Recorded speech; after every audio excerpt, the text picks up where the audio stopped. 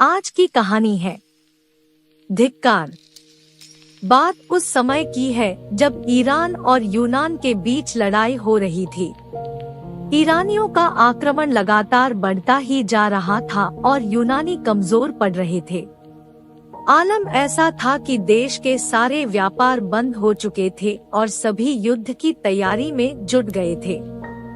यहाँ तक कि देश के किसान भी अपने हाथों में हल की जगह तलवार और भाले लेकर उठ खड़े हुए थे। पूरा देश आत्मरक्षा के लिए एकजुट हो गया था, लेकिन फिर भी शत्रुओं के आक्रमण का जवाब देना मुश्किल हो रहा था। एक वक्त था जब इसी ईरान को यूनान कई बार धूल चटा चुका था, लेकिन आज समय उल्टा चल रहा था। ईरान के आगे यूनानी शक्तियां कमजोर पड़ रही थी। एक तरफ देश के वीर पुरुष लगातार युद्ध के मैदान में अपनी बलि दे रहे थे, तो दूसरी तरफ महिलाएं सुहाग उजड़ने की खबर सुनकर टूट रही थी। दरअसल देश की महिलाएं भी मजबूर थी। उन्हें अफसोस था कि वो अपने पतियों की रक्षा नहीं कर पा रही थी। ऐसा नहीं था कि उन्हें अपनी जान या फिर संपत्ति गंवाने का डर था। असल में उन्हें डर था अपनी मर्यादा का। ईरानी जीतने के बाद महिलाओं को घूरेंगे और कैद करके अपने साथ ले जाएंगे, जो ये महिलाएं नहीं चाहती थी। एक समय के बाद जब स्थिति बहुत खराब हो गई तो देश में बचे हुए पुरुष और महिलाओं ने मंदिर जाकर देवी से सवाल करने का फैसला किया। एक दिन सभी मिलकर वहां के प्रसिद्ध डेल्फी मंदिर पहुंचे। वहां उन्होंने देवी से सवाल भी किया। उन्होंने कहा, हे देवी, हमारे साथ ऐसा क्यों हो रहा है? हमसे ऐसी कौन सी गलती हुई है जिसकी सजा हमारे लोगों को मिल रही है? क्या हमने कुर्बानियां नहीं दी या फिर उपवास नहीं रखा? आखिर हमने ऐसा क्या किया है जिससे देवता हमसे इतने नाराज हो गए कि वो हमारी रक्षा नहीं कर रहे हैं? इस पर मंदिर में मौजूद पुजारिन ने कहा, हमारा देश किसी देशद्रोही के कारण ऐसी संकट झेल रहा है। जब तक उसे पकड़ नहीं लिया जाएगा तब तक ऐसी स्थिति बनी ही रहेगी। इसमें देवताओं की कृपा भी नहीं काम करेगी। इसके लिए हमें ही कदम उठाना होगा। इसके बाद लोगों ने देवी से पूछा, हे देवी, हमें बताइए कि वो देशद्रोही कौन है? जिसके बाद उन्हें जवाब मिला, जिस घर से रात में गाने की आवाज सुनाई देती है, जिस घर से दिन में खुशबू आती है, जिस पुरुष की आंखें अंधकार से लाल हो, समझो वही इस देश का द्रोही है। इसके बाद लोगों ने देशद्रोही की और पहचान जानने के लिए देवी से कई सारे सवाल किए, लेकिन देवी ने किसी का उत्तर नहीं दिया और शांत हो गई। देशद्रोही के बारे में थोड़ी बहुत जानकारी पाने के बाद लोग अपने अपने घरों की ओर लौट गए और उसकी तलाश करनी शुरू कर दी। यूनानियों ने ऐसा घर खोजना शुरू कर दिया जिसमें से रात को गाने की आवाज आती हो या फिर घर से खुशबू आती हो। उन्होंने बहुत खोज की, लेकिन उन्हें ऐसा घर नहीं मिला। दरअसल शाम होते ही हर जगह शांति छा जाती थी। घरों से आवाजें तो आती थी, लेकिन वो आवाजें लोगों के रोने और चिल्लाने की होती थी। देश के सभी लोग लड़ाई में इतने व्यस्त हो गए थे कि घर की साफ सफाई का भी किसी को ध्यान नहीं रहता था। इसलिए हर घर से केवल बदबू ही निकलती थी। शहर की हर गलियां कूड़े कचरे से भर चुकी थी। सफाई कर्मी से लेकर धोबी तक सभी युद्ध के मैदान में पहुंच चुके थे, जिस वजह से हर जगह गंदगी और बदबू की ही महक आ रही थी। लोगों की आंखें भी लाल थी, लेकिन आंखों की वो लालिमा अहंकार की नहीं बल्कि आंसुओं की थी, जो अपनों को खोने के बाद निकल रहे थे। हर तरफ कोहराम मचा था। लोग अपनी मौत को बेहद पास देख रहे थे। इसी स्थिति को झेलते हुए लोगों ने उस देशद्रोही की तलाश के लिए पूरा शहर छान मारा, लेकिन उसका पता नहीं चल सका। दिन बीतते चले गए। यूनानियों की स्थिति बद से बदतर होती चली गई। युद्ध के मैदान से और भी बुरी खबरें आने लगी। लोगों के मरने का आंकड़ा भी लगातार बढ़ता चला गया। इसी बीच एक दिन आधी रात के समय एक बूढ़ा आदमी अपने घर से बाहर निकला। पूरे शहर में अंधेरा छाया हुआ था। ऐसा लग रहा था मानो वह कोई शहर नहीं बल्कि शमशान घाट हो। दूर दूर तक वहाँ कोई दिखाई नहीं दे रहा था। शहर के नाट्यशालाओं में जहाँ एक समय लोगों की भीड़ होती थी, वहाँ अब सियार बोल रहे थे। बाजारों में लोगों की जगह उल्लू बोल रहे थे। मंदिरों में शांति और महलों में अंधेरा छाया हुआ था। वह बूढ़ा आदमी अपने घर से निकलकर उसी देवी की मंदिर की ओर चलता जा रहा था।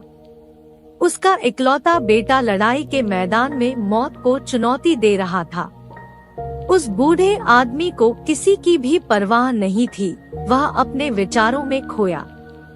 जो खुशी मना रहा है, वह इस बारे में जानने के लिए मंदिर के पीछे वाले घर की ओर चल पड़ा।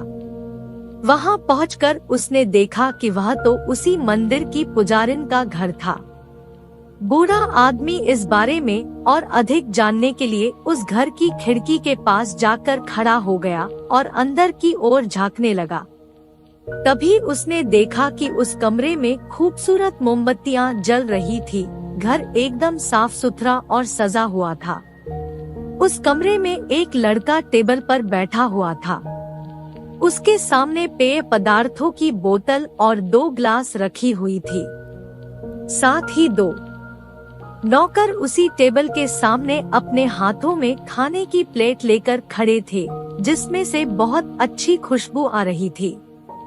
यह देखते ही बूढ़ा आदमी जोर जोर से चिल्लाने लगा, यही है देशद्रोही, यही है देशद्रोही। जिसके बाद मंदिर के दीवारों में द्रोही है की आवाज गूंज उठी। तभी वहां स्थित बगीचे की तरफ से भी आवाज सुनाई दी, यही है देशद्रोही। यह सुनते ही मंदिर की पुजारिन अपने कमरे से बाहर निकली और पूछा, कहाँ है देशद्रोही? कौन है देशद्रोही? वह देशद्रोही कोई और नहीं बल्कि उसी मंदिर की पुजारिन का बेटा था, जिसका नाम था पासोनियस। वह उसी देश में रहकर उसी के खिलाफ काम करता था। देश की रक्षा के लिए जो भी योजना बनाई जाती थी, वह उसे शत्रुओं यानी ईरानियों को बता देता था, जिससे ईरानी अधिक सतर्क हो जाते थे और यूनानियों की हर योजना को मात दे देते थे। यही वजह थी कि यूनानियों के द्वारा जीत की लाख योजना बनाने के बाद भी वह हार जाते थे और उनकी जीत नहीं हो पा रही थी। इस काम के बदले पुजारिन के बेटे को बहुत सारे पैसे मिलते थे, जिससे वह आराम और मौज की जिंदगी जी रहा था। उसे अपने देश की थोड़ी सी भी परवाह नहीं थी। वह केवल अपने बारे में सोचता था। बाकी लोग मरे या जिंदा रहे, इस बात से उसे कोई फर्क नहीं पड़ता था। वहीं पुजारिन अपने बेटे के इस काम से अनजान थी। उसे थोड़ा सा भी अंदाजा नहीं था कि उसका बेटा इतना स्वार्थी होगा कि वह लाखों लोगों की जान की फिक्र नहीं बल्कि केवल अपनी फिक्र करेगा। दरअसल पुजारिन हमेशा उसी घर के एक अंधेरी कोठरी में रहती थी। वह वहाँ से बहुत कम निकलती थी। दिन भर वह कमरे के अंदर बैठी पूजा पाठ में लगी रहती थी, जिस वजह से उसे बाहर के बारे में कुछ भी पता नहीं चल पाता था। बूढ़े आदमी ने जब देशद्रोही का शोर मचाया था, उस समय भी पुजारिन अपनी कोठरी में बैठकर देवी की पूजा कर रही थी। आवाज सुनकर पुजारिन अपने कमरे से निकली और अपने बेटे की कमरे में झांक कर देखने लगी। वहां उसने भी वही नजारा देखा जो उस बूढ़े आदमी ने देखा था। कमरे में मोमबत्तियां जल रही थी, गाना बज रहा था और उसका बेटा अहंकार में डूबा हुआ था। यह सब देखकर पुजारिन को बहुत दुख हुआ। उसने कभी ऐसा नहीं सोचा था कि उसका बेटा देशद्रोही होगा, लेकिन उसने जो देखा उसके बाद उसे भी विश्वास हो गया कि उसका बेटा देशद्रोही है। फिर उस बूढ़े आदमी के साथ मिलकर वह भी चिल्लाने लगी, यही है देशद्रोही। दोनों की आवाज सुनकर शहर के अन्य लोग भी वहां पहुंच गए और चिल्लाने लगे, यही है देशद्रोही, यही है देशद्रोही। एक तरफ लोगों की शोर सुनकर जहां पासोनियस के कमरे की रोशनी बंद हो गई, गाना बजना बंद हो गया था, वहीं दूसरी तरफ लोगों की भीड़ बढ़ती जा रही थी और देशद्रोही का नारा भी तेज हो रहा था। लोगों ने अंधेरा दूर करने के लिए मशालें जलाई और हथियार निकालने शुरू कर दिए। वहां इकट्ठा हुई भीड़ से तरह तरह की आवाजें आने लगी। कोई कहता इस देशद्रोही की जान को देवी के चरणों में चढ़ा देते हैं, तो कोई उसे उसी के घर की छत से फेंकने की सलाह दे रहा था। यह सब देखकर पासोनियस को समझ आ गया था कि वह अब फंस चुका है। वह तुरंत वहां से भागकर उसी देवी की मंदिर में छिप गया। यह देख सभी लोग मंदिर पहुंचे, लेकिन यहाँ वे सभी असमंजस में पड़ गए थे। पुजारिन के बेटे को सजा कैसे दी जाए? दरअसल सदियों से चली आ रही परंपरा के अनुसार मंदिर में किसी को मारना पाप कहलाता था, लेकिन कोई उस देशद्रोही को छोड़ना भी नहीं चाहता था। इस बीच भीड़ से फिर तरह तरह की आवाजें आने लगी। कोई कहता उसका हाथ खींचकर बाहर लाते हैं, कोई कहता एक देशद्रोही को मारने के लिए देवी हम लोगों को माफ कर देगी, कोई कहता देवी ही मंदिर में उसे सजा दे देंगी, कोई कहता उसे पत्थर से मारते हैं, वह खुद मंदिर से बाहर निकल जाएगा। उस रात यही शोर मचता रहा और पायोनियस मंदिर के अंदर ही छिपा रहा। आखिरकार लोगों ने यह तय किया कि मंदिर की छत को तोड़ दिया जाए, जिससे मंदिर के अंदर छिपा पायोनियस कड़कड़ाती धूप और ठंड से अकड़ जाए। लोगों ने तुरंत इस काम को शुरू कर दिया और मंदिर की छत को तोड़ने लगे। पुजारिन का देशद्रोही बेटा दिन भर तेज धूप में खड़ा रहा। इस दौरान उसे तेज भूख और प्यास भी लगी, लेकिन पासोनियस को न एक बूंद पानी नसीब हुआ और न ही खाना। दिन भर वह कई तरह के कष्ट झेलता रहा। उसने कई बार लोगों से मदद भी मांगी, लेकिन किसी ने उसकी एक न सुनी। वह बार बार लोगों से विनती करने लगा कि वह दोबारा से ऐसी गलती कभी नहीं करेगा। कई बार तो उसने अपनी जान तक लेने की भी सोची, लेकिन उसे इस बात का विश्वास था कि लोग उसे माफ कर देंगे। हालांकि ऐसा नहीं हुआ। कई दिन बीत गए, पासोनियस के हाथ पांव बुरी तरह से अकड़ गए थे। दिन में वह खुद को कड़कड़ाती धूप से बचाता तो रात में जान लेने वाली ठंड से। एक दिन वह खुद को गर्मी से बचाने के लिए मंदिर में ही इधर से उधर दौड़ रहा था कि तभी वह गिर पड़ा। अगले दिन सुबह के समय लोगों ने जब मंदिर का दरवाजा खोला तो देखा कि पुजारिन का बेटा जमीन पर गिरा हुआ था। लोगों ने जब उसे जगाने की कोशिश की तो वह हिल भी नहीं सका। उसकी स्थिति बहुत खराब हो चुकी थी, लेकिन लोगों ने उस पर तनिक भी दया नहीं दिखाई।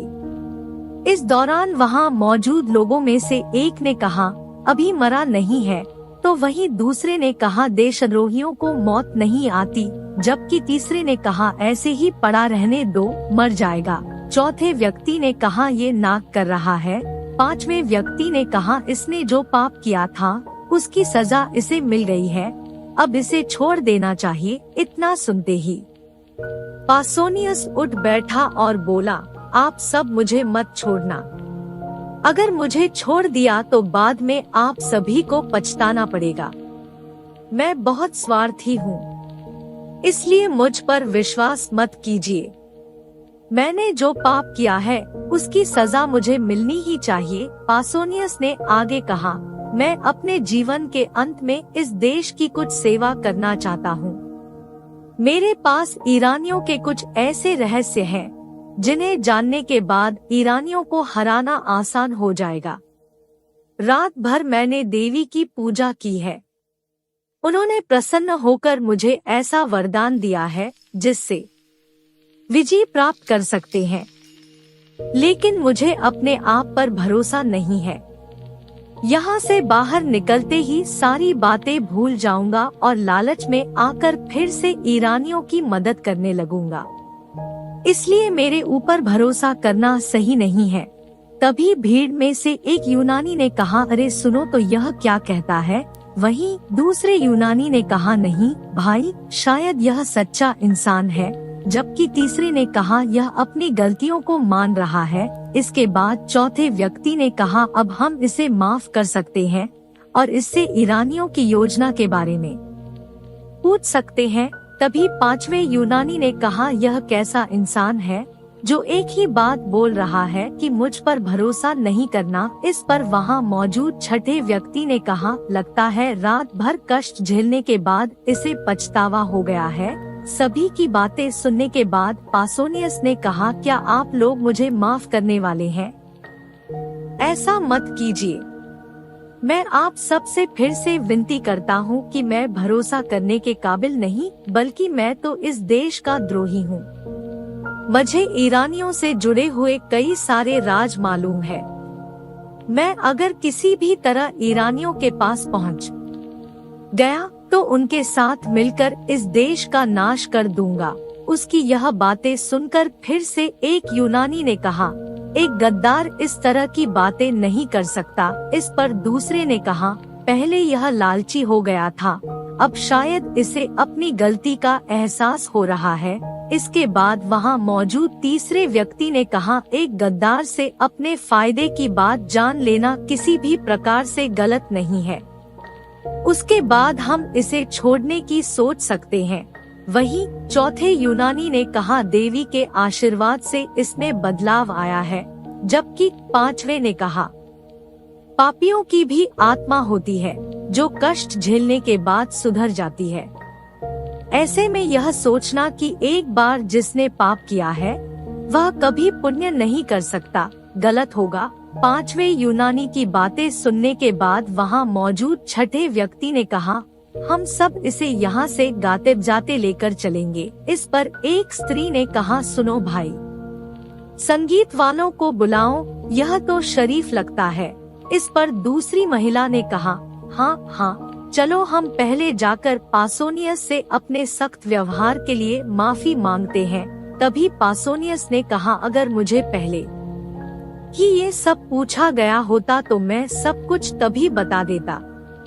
फिर आप तय कर पाते कि मुझे मारना सही है या नहीं। इस पर वहाँ मौजूद भीड़ से कई महिला और पुरुष चिल्लाने लगे, ओह ये तो हमने बहुत बड़ी गलती कर दी।